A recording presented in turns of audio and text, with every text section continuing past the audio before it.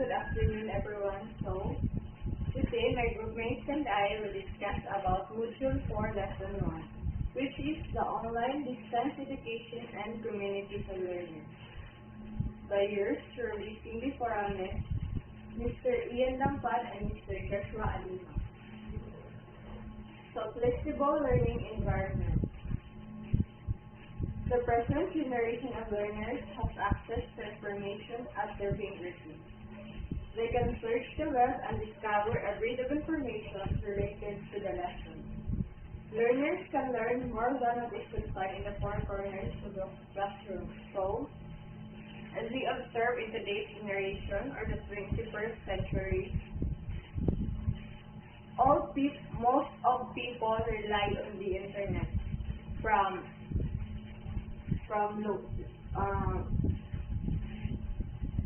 finding a specific location, finding a person, and almost all our queries and questions is we're gonna look it up at the internet and search for it. So most of us rely on the internet, especially nowadays. So whatever information we need to gather, we can always go up to the internet and search for it. So learning takes place anywhere. With technology, students can possibly continue to join class sessions even if they are not physically around. So our mode of education from face-to-face switched to virtual classes.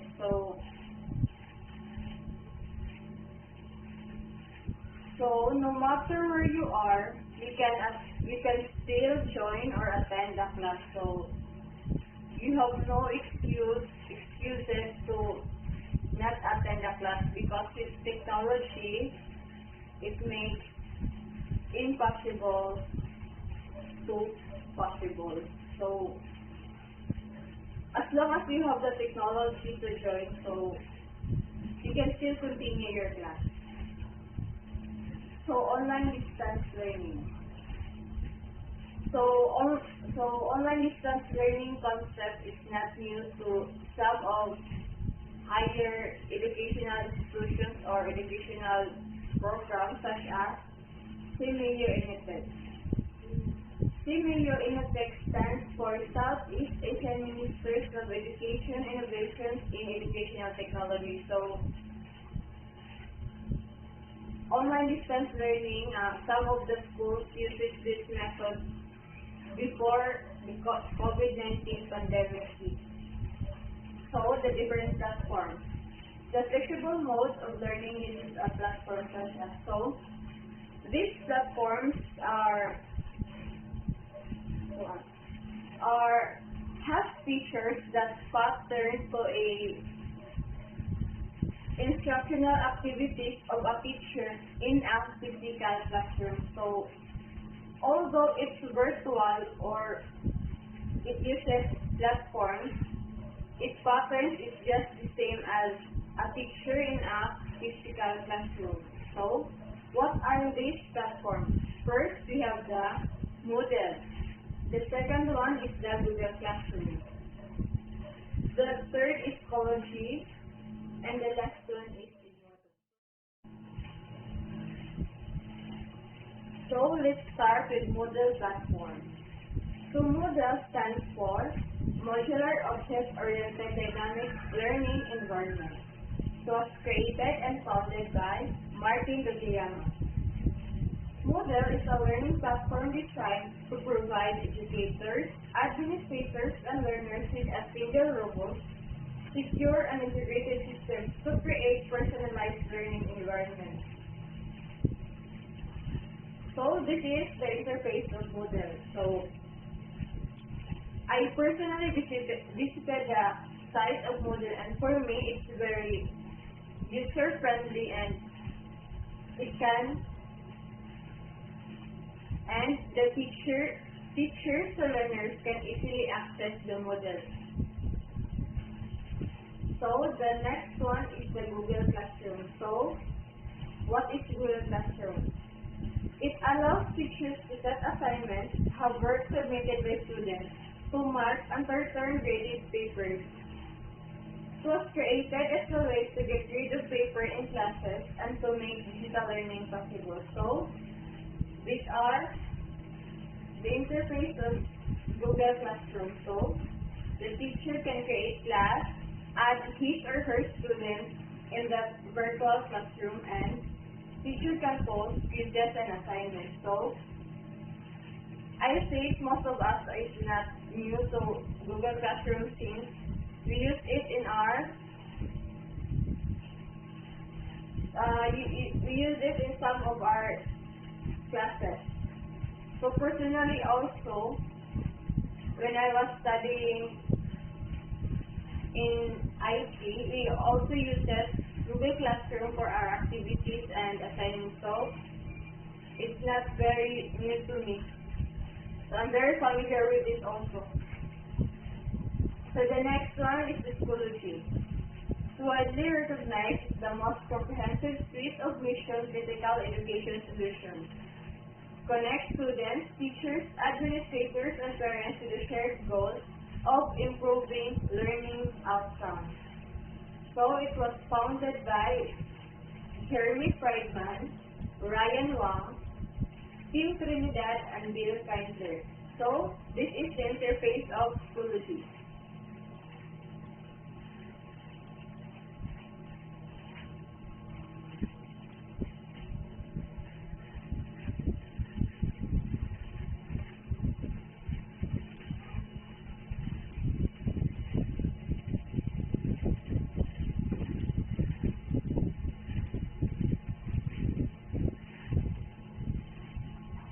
Okay, so the last one is the Edmodo.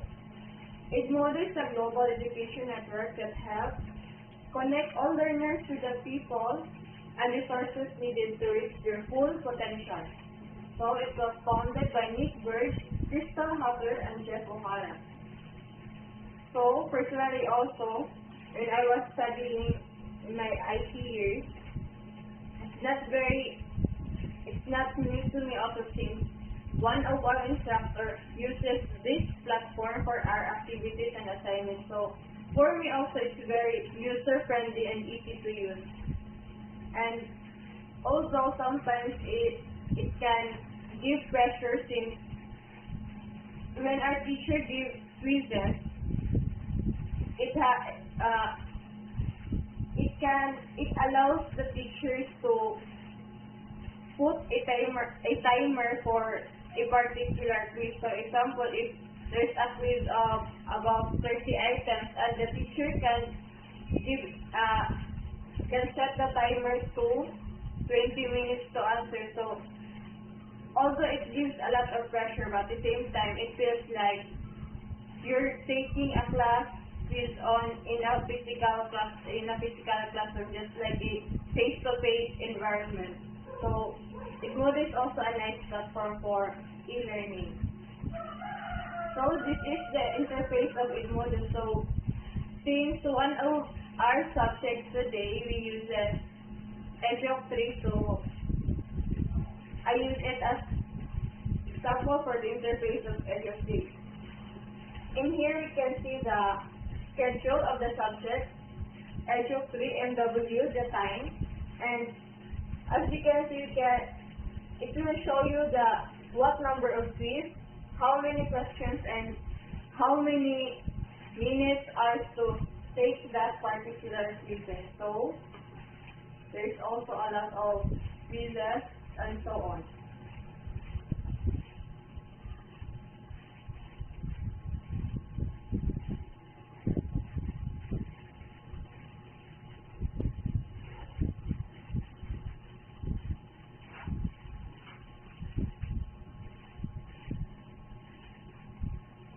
So the next one is, in the flexible learning mode, the activities can be done in two ways. First is the synchronous learning and the asynchronous learning. First, we're going to tackle about synchronous learning. So what is synchronous learning?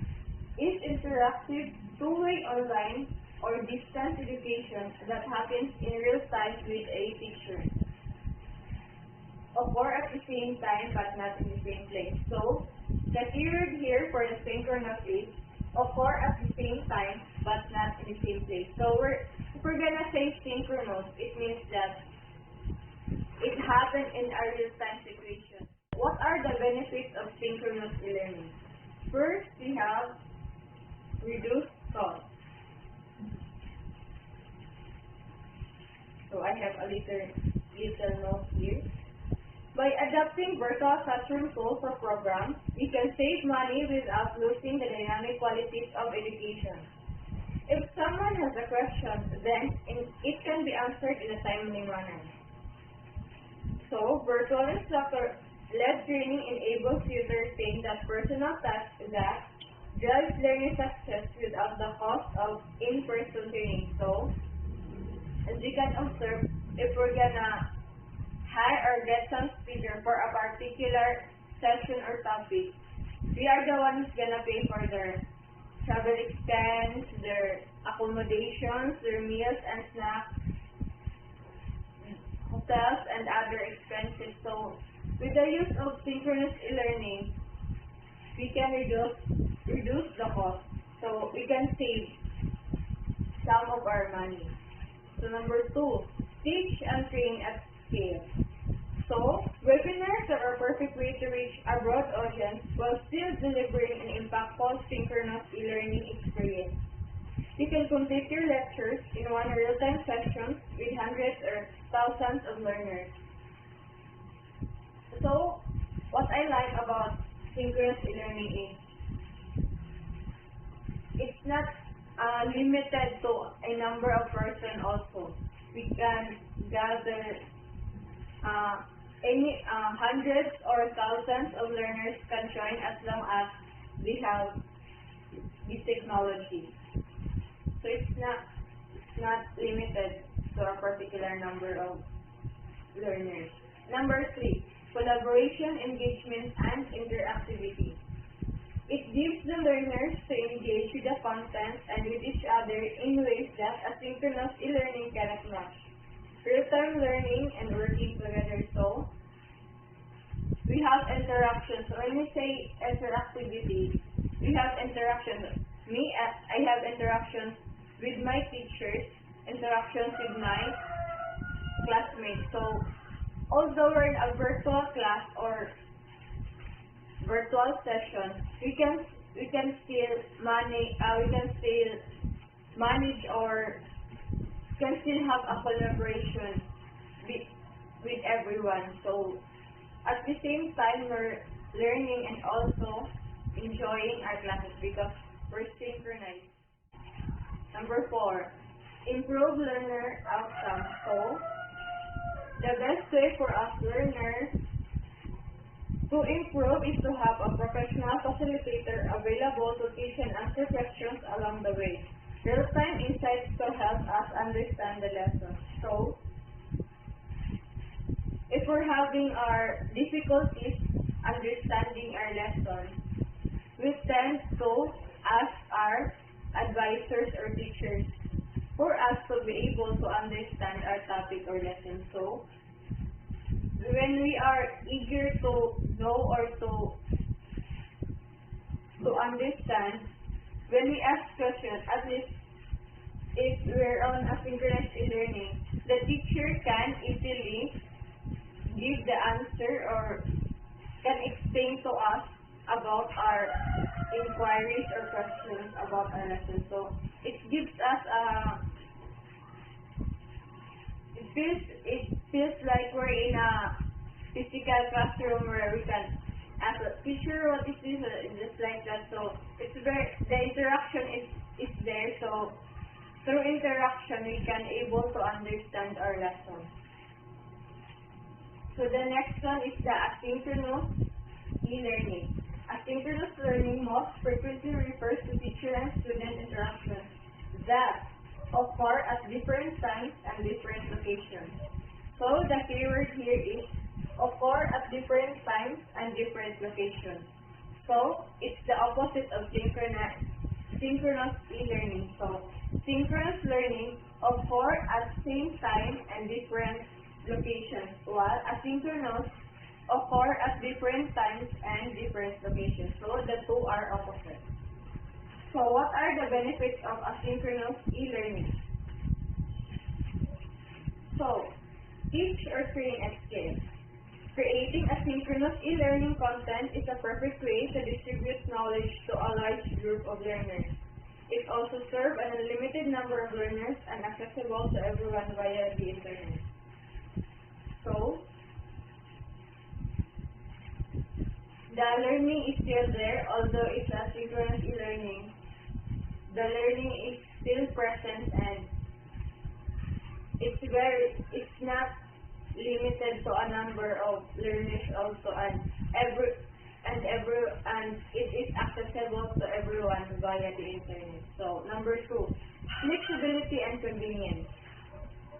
Learners can complete their activities on their own time, at their own place, from any device and from anywhere in the world, and that's very convenient.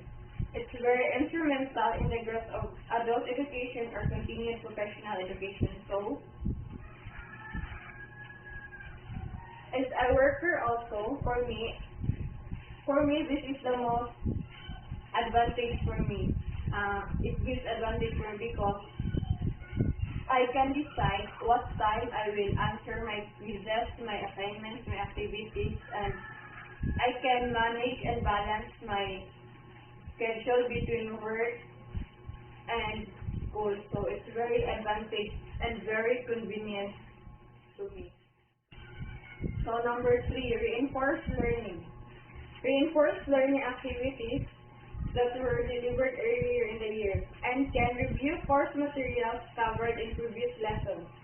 It helps us learners to explore topics covered in more extent. So we can gather information from the previous lesson and previous years, which helps us to understand and give additional information to our current lesson. So that's it. Number 4, more learning control. So students and employees are given full independence to complete the activity. We can decide the pace at which we are going to complete the activity. This kind of control gives the working adults to continue their education. We can personalize approach that works best for us. So, the same thought and flexibility where the learners and employees or students have the ability to control their time and manage their activities and assignments. So, we are the ones who's gonna decide what time we are gonna do our activity, our assignment, or where we are gonna answer it. It depends on us. So it's very advantageous. It's very advantage and very helpful to us, especially as a worker and at the same time a student. So it really gives us a lot of benefits. So the next topic will be presented by Mr. Joshua Alima, then followed by Mr. Ayan Lapan. Good day everyone. In this topic of mine, we will be able to know of what blended learning is all about and its importance in our daily lives.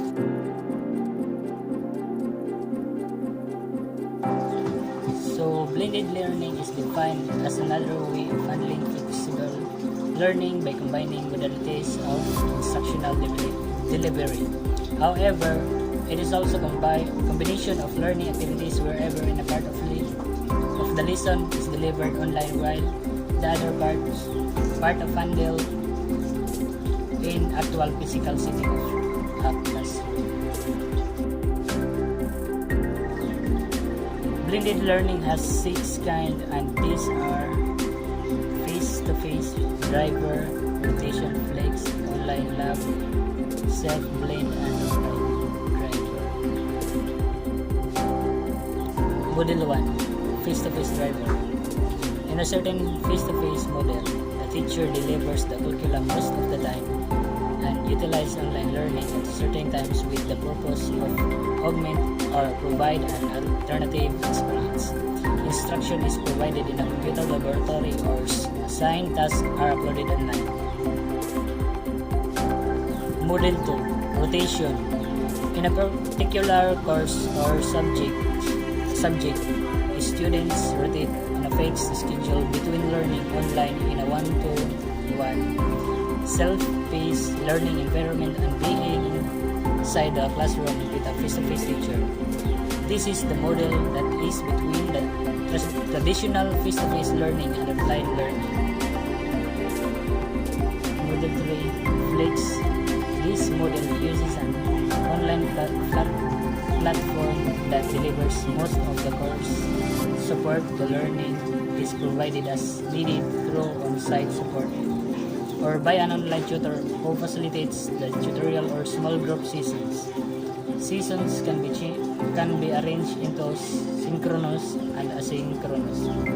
Course participants may work on their task at any convenient time as long as it is within the confines of course duration. Model 4. Online lab. The online lab model uses an online platform in delivering the course by located in a physical classroom or computer laboratory. Since the lessons are modular format and available in the online program, teacher assistants supervise these classes. However, they may not provide the needed expertise if learners seek assistance.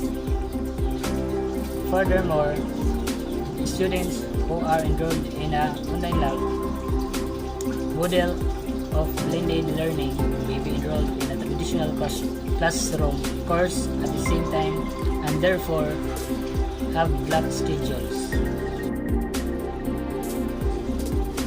Model 5. Self-blend. The self-blend model is a system provided by the school where the students can choose the courses they would like to have in addition to their typical break and mortar classroom classes. This model always remote a major difference from online lab.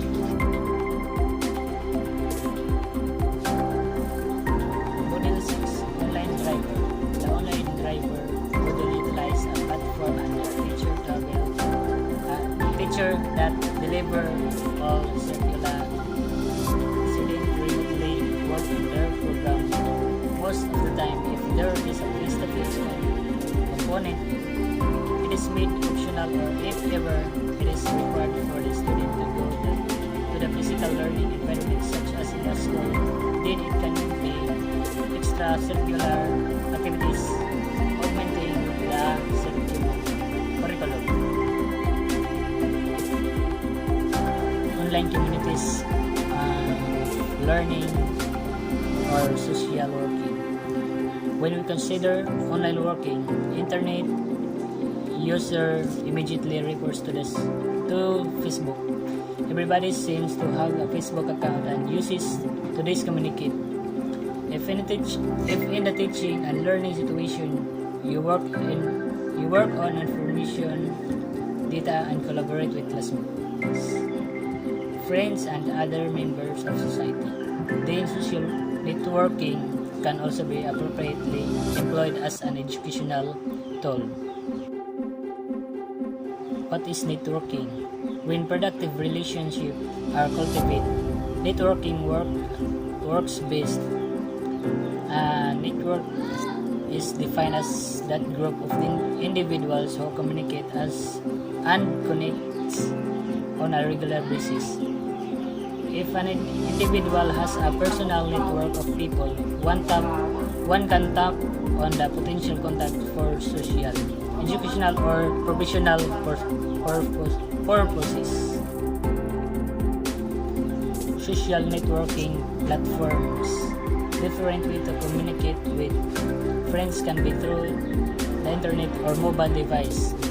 One can have a personal page where a profile can be built in a social networking site. Through this site, one can contact friends or share resources and interests, communicate through a chat form, can either be one-on-one in a group. Topics being discussed can be posted and made known, therefore read by many, or it can be discreet through a direct chat feature allowing to have a certain privacy on a matter considered as such. Facebook apparently is the biggest social networking site founded in 2004 based in Menlo Park, California. The most popular social network apparently is a Facebook. Used by the people allows users to post their profile, blogs, pictures, and videos.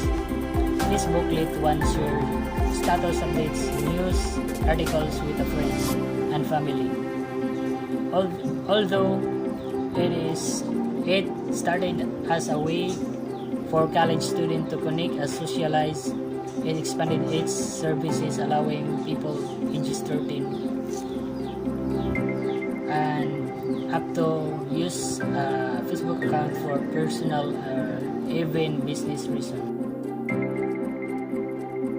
Twitter does not only provide social networking service, but it is also gives online news. Breaking news has taken a new twist with a social networking website. Friends, colleagues may tell that they saw the breaking news on a Twitter. LinkedIn is another social networking website for work. When one is trying to find a job and may not have contacts, LinkedIn help one search for career connection. It may contain one's resume for potential employers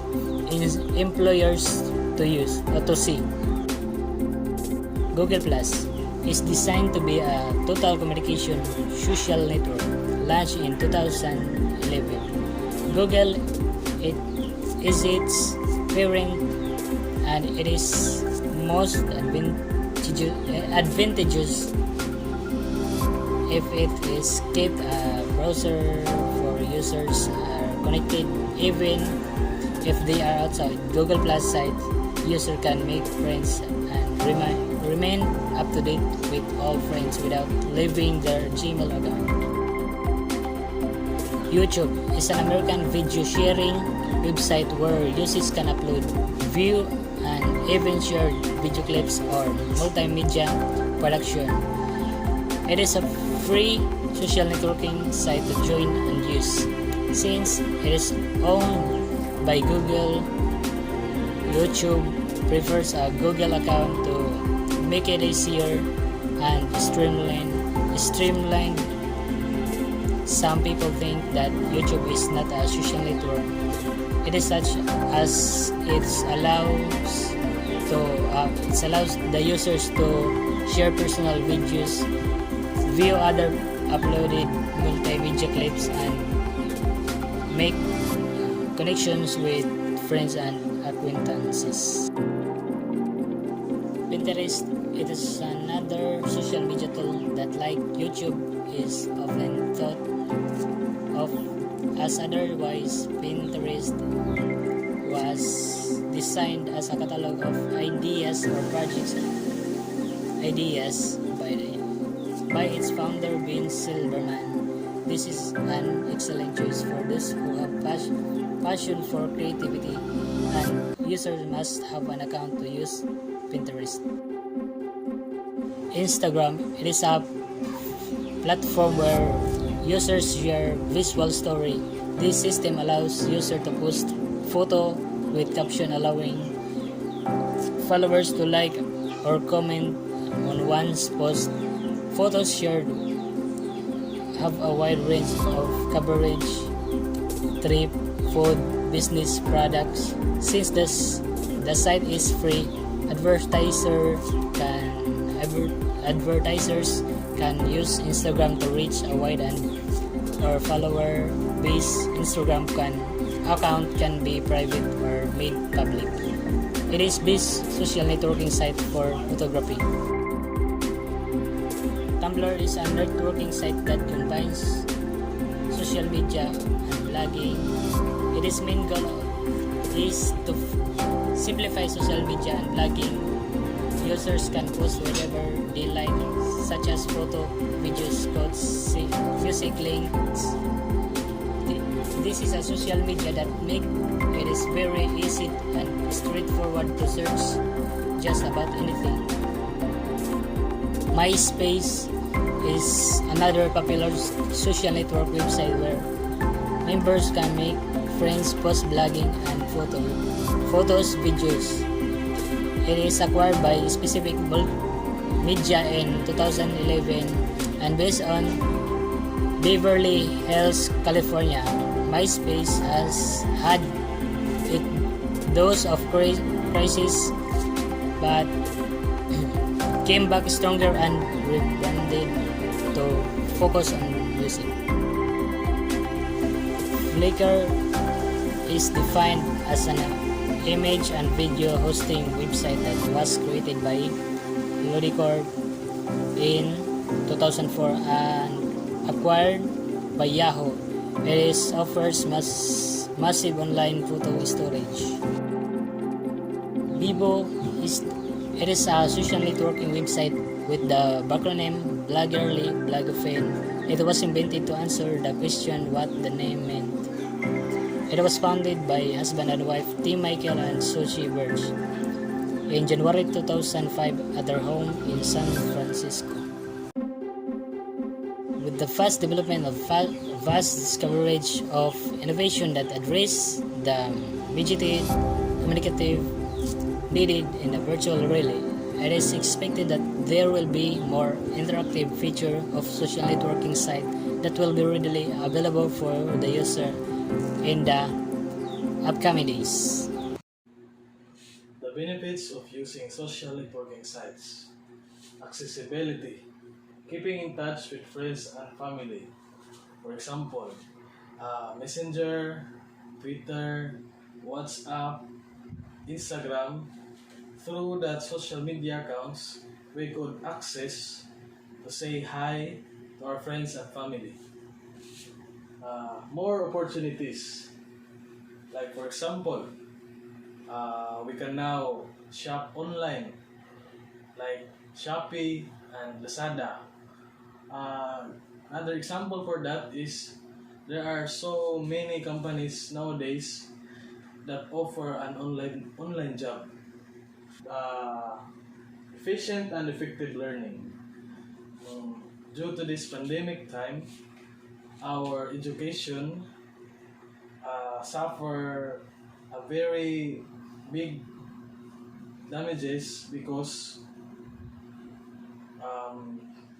so-called the learners could not go outside and interact with their classmates and instructor or teachers. Therefore, the social networking sites was a very important tool to sustain and create an efficient and effective learning for the learners. There are online classes online classes and modules for those who have not an internet, just to sustain the learners. The dangers of using networking sites. Make sure to remember this Republic Act. It is the Cybercrime Prevention Act of 2012, Republic Act number 10175. It focuses on the cyberbullying here in the Philippines, because there are some people that creates various accounts just to post violent videos, child pornography, or fake news, just to entertain themselves, others.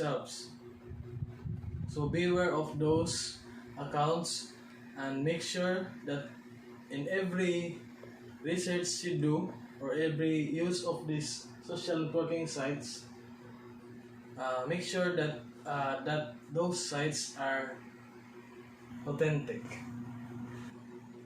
We encourage, I myself encourage that the teacher and the guardian or parents must not allow the young ones, the child, to interact the internet. Instead, while they're growing, teach them to be responsible in using these social networking sites. Last, safeguarding oneself when engaging in social networking sites. You or us need to understand and take precautionary measures to safeguard yourself in social networking websites. So, here, this statement concludes that before we start using these social networking sites, we should be well educated about what sites that we are engaging to prevent being hacked or cyber bullied by someone else. And that's all. Thank you.